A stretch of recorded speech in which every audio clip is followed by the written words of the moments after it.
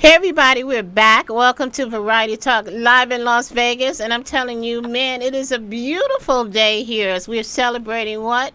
Black History Month, African here. You know, I was watching the news the other day and everybody's going, well, it's the black vote or it's the black this. And I'm like, well, when did we go from African American back to black again? So it's like, I mean, what's going on? Did I miss something? Was I sleeping under a rock? I don't know. But anyway, back to basics again. But we're going to actually answer that question over the next 4 weeks while we're doing this Black History Month celebration.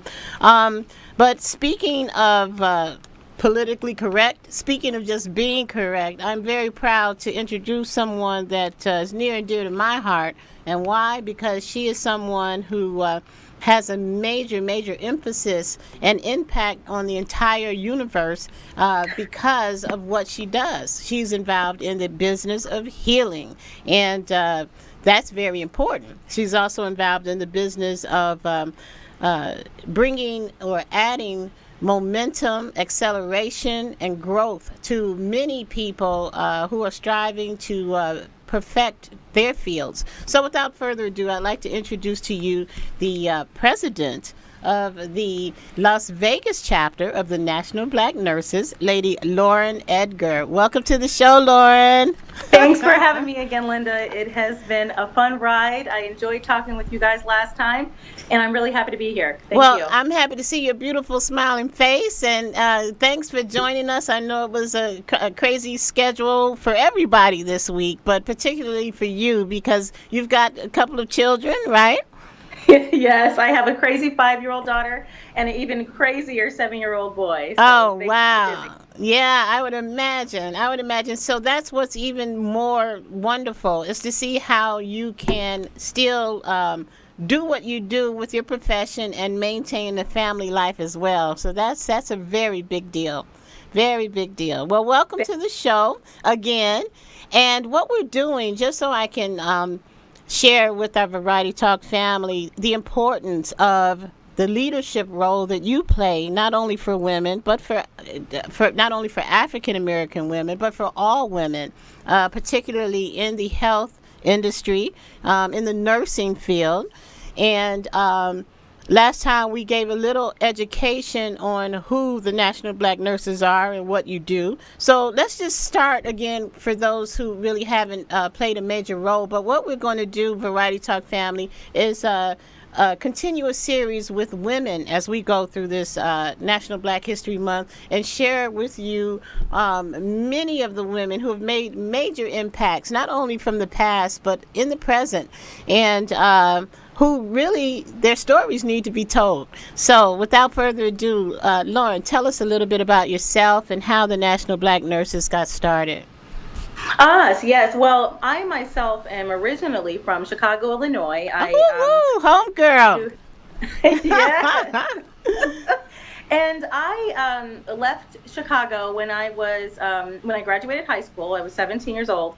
And came to start out at university here in Las Vegas, called University of Nevada, Las Vegas, but did not actually graduate from there. After about 2 years, I transferred over to a local healthcare university called Roseman University and had an amazing education there under the direction of Dr. Mabel Smith, who was the dean of nursing at the time. Oh, wow. And she coached me, counseled me, mentored me, and helped me to become the young professional as I grew throughout their nursing program. And then graduated from there in probably about officially done by 2007, about 2006, 2007. And then right after that, I went into the emergency room as a nurse, as a staff nurse, and really learned a lot about what it was like to work as a staff nurse in the acute care setting, and then ventured back into education by getting my Master's of Science in Nursing Education with Grand Canyon University, and a wonderful university that is Christian-based. And then went on to work as a nursing instructor. And that was really exciting, Linda, only because you really got to see what a nursing cohort, or I should say nursing students, truly look like, even after how long I had been in nursing, which really encompassed a lot of people who graduated right out of high school and went into nursing school. But giving the opportunity to teach and be a nursing instructor really helped me to open my eyes to learn more about what the new nurse will look like. Wow. Going forward, which is very important in what I ended up doing after graduating with my master's, and actually going back into acute care, which was about 3 years after teaching, and remaining within education, but went back into the acute care setting as their educator now and no longer the staff nurse. And it really helped me to get a good idea of what new graduates who are interested, like me, interested in going into the staff nursing role as within the emergency room, which is a very difficult thing to do, Linda. It really is. And it really gave me an opportunity to understand the needs, because when I was teaching, I found that a lot of the nursing students at that time were no longer just the person who just graduated out of high school. It was other young professionals who maybe had chosen nursing as their second or third career, just because of the recession. People wanted more opportunity to find security within their job, and maybe even a little bit more time at home. Mm-hmm. Or maybe just wanting to make a difference in another way than what they were doing before. So after that, I actually did go back to school about 2 years after that for my nurse practitioner, which was a great experience. It helped me to understand what the licensed independent practitioner role really encompassed within my state, and helped me to understand and even do my job even better. Within education. And it was a really exciting time. I'm now the director of education at one of our local hospitals here. So it is really has been a ride. I have had a lot of wonderful people coach me, and it was about almost a year and a couple months now that I've joined SNBNA as a member, and really got an opportunity. I'm glad I joined, Linda, at that time, only because I got to meet several other leaders within Las Vegas Valley who really brought me to the next level of professionalism around what it meant to be a nursing professional. Dr. Deborah Toney, who's our chairperson for the Nevada Action Coalition, who is also our founder for the Southern Nevada Black Nurse Association, and actually also a past president of the National Black Nurse Association, really took me under her wing and helped counsel me, helped me get an idea of what SNBNA was here to do and what we are looking to do in the future. I also really got the opportunity to be a co-chair of our conference that's held yearly, and it just so happened that last year we got to host it here in Las Vegas, and being able to partner with the rest of the team and plan something like that was dynamic, Linda. I have to say, we hosted over almost 10,000 nurses from all across the nation at Mandalay Bay and Mandalay Bay Convention Center, and it was a ride. So many wonderful leaders. Dr. Archie, Dr. Bolton. We're talking about executives within other hospital corporations who are also past presidents and members of the National Black Nurse Association. And to rub elbows with people like that, it was very inspiring. At Southern Nevada Black Nurse Association has really helped me to, I will say, grow and on a grander scale than what I even expected, Linda. I have to say that being a part of a chapter that's already dynamic, and knowing that all I have to do is reach out my arms a little bit more and have opportunities to even be in communication and have an opportunity to be mentored by other leaders within the nation it's a great opportunity. I'm really happy to be a part of the Southern Nevada Black Nurse Association. Oh my goodness! You know what? That is, I'm floored. I'm stunned. I'm so thrilled to hear about, and thank you for giving us such an articulate description of your growth process. You know, it's so awesome, because I'm putting myself in the shoes of someone who's just turning this on and wondering, what do I want to do with my future? A young African American or Hispanic or Indian or Caucasian, whatever person would actually hear your passion for this industry and your ability to just move in all the different spectrums and levels of there's education that you were involved in, and I mean the whole bit, the ER. So there's teaching, there's actual application, there's everything that you're doing, and what a wonderful role model that you serve as to those in the community. So we applaud you. We applaud you. You know, Thank you. so many times we go backwards, and this is what we've been doing here at Variety Talk, which is a wonderful thing. And we go back and we talk about the people of the past. That's what we did last year, and speak about those who were in the Civil War and in the 1800s. And that history must be told. It must remain in our history books. But why not focus on those women who are happening right here, right now, making a difference in our communities each and every day? So it's awesome to see what you're doing, what you have been doing, and I could imagine what that was like to be there and have that energy going with all of those women and building that program that you had for the 10,000 nurses that came in. That must have been dynamic in terms of just the energy and all of the things that you experienced. Oh, yes, it was an amazing thing. We had so many opportunities at the conference to not only learn from the leaders and the past presidents and learn their story, but also get into smaller groups and really get an idea on how to build ourselves as a professional, help to build our new members and really get them to understand on a national level what we're seeking to accomplish. And I think that it also even gave a good opportunity to understand how nurses, especially the National Black Nurse Association, how we are involved with influencing legislation and making sure that we remain as advocates for those who need access to healthcare.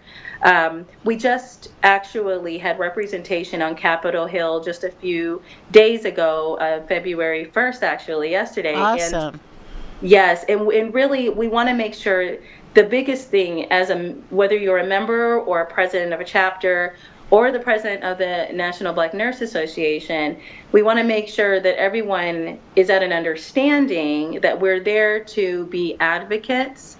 We're there to also make sure that we maintain our seat at the table. We just had our chapter meeting a few weeks ago, and we had some long discussion only because we have brought on some new members who are very excited about what is to come for the new year. And we had a conversation not only about what the chapter is here to do, but help them to understand that they need to look to feel confident and get behind language that helps support SNBNA. We've had a lot of conversation around, well, why is it that there's a Black Nurse Association? Why not just nurse? But it's very important that they understand. This was also, we also received counsel at the time during this meeting from Dr. Tony, our founder, to really give us an idea and help us understand that at the time that the chapter was founded, that it really stemmed from Black nurses not having a seat at the table in leadership and helping to make decisions on how the public gets access to healthcare, how the public is educated on how to take care of their bodies, and where their health intellectual wellness sat, and making sure that at the time when the Southern Nevada Black Nurse Association started, Dr. Tony wanted to assure that a Black nurse had a seat at the table. And while times have changed since our chapter was founded, we still find that we still don't see very much of our demographic represented within the nursing population, which we feel hinders others who are interested in coming into the profession, whether you're a high school student considering wanting to go into healthcare or a person who's considering nursing as a second or third career. And really making sure as leaders that we maintain our seat at the table, because while opportunities are different now, Absolutely, from when the chapter was founded, we want to make sure that we don't lose that seat. That's right. Oh my goodness. I mean, right? I could press the pause button at a better time because, and I've got chills. Because that is proacting, okay? That's proacting. Yes. We are very aware of what is taking place right now in all of the legislation and all of the bills that have just kind of like been erased over such a short period of time. And yes. So the interest is in never going backwards. And so you're putting pieces in place Right. to make sure that that never, ever happens with the National Black Nurses Association. So, what a great entryway into our Black History Month. I can't think of a better person to do it with us. And thank you for the education, the information. And what's most important, and this is what we're going to emphasize throughout the month, is to let everyone know that the doors are open. All of you young nurses for the National Black Nurses Association. And so everybody, make sure you give Lauren a call. Lauren, how can they get in contact with you?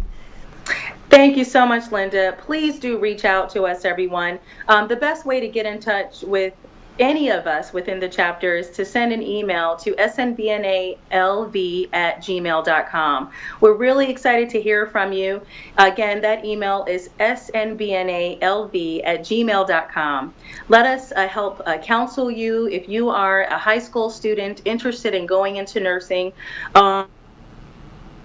A certified nursing assistant who's looking to further your education or advance your education, and that really goes from if you're a CNA or certified nursing assistant all the way up to a registered nurse who's looking to branch out.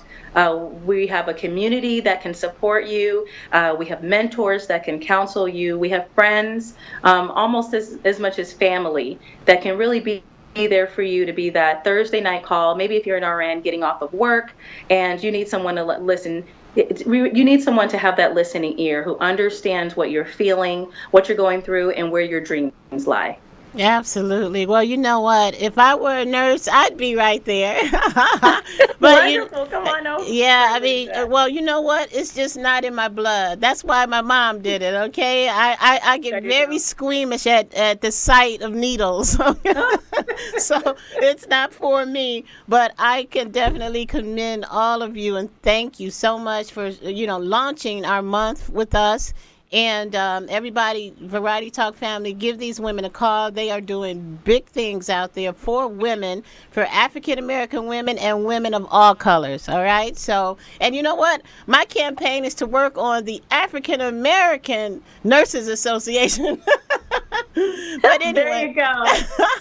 And also, I just, I want to give special kudos, thoughts, and love out to my mom, Christine B. Leak, and love to brag on her because she did so many things. She served as a nurse in, she was a lieutenant in one of the wars. I won't say which one.